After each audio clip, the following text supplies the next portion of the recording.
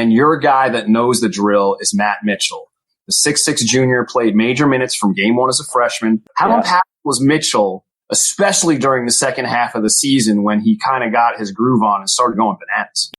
Two things happened. The first thing was he was really overweight, and he just kept getting bigger and bigger. He's listed 6'6", he's probably 6'5", but he weighed in the 260s, if you can believe that. And there was a point where they almost made him to a Barkley-esque four-man, and he lost the weight. He got it down in the 240s, and it was a huge difference for him.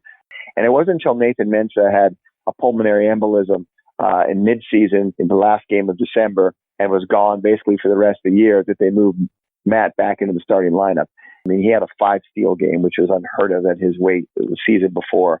He did not have a good conference tournament, and it was going to be interesting to me to see in the NCAA tournament. One of the things I was really focused on is to see how he bounced back from that conference tournament.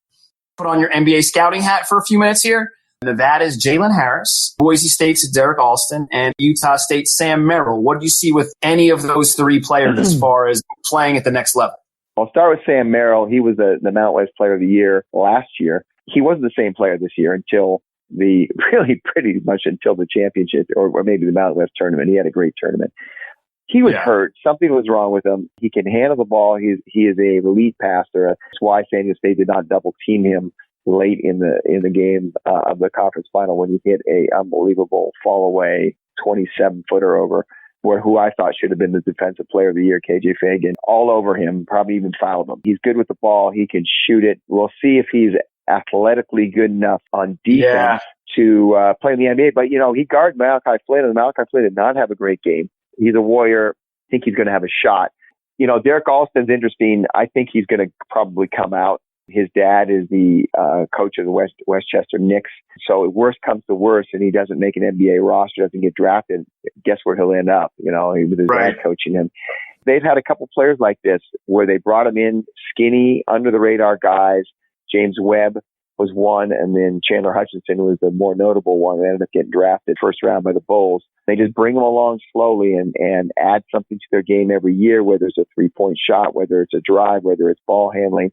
He's still sort of reed thin, and he kind of floats in and out of games. The athleticism is there. I think he needs another year in college. I think that about a lot of players, but I have a feeling we'll see him coming out.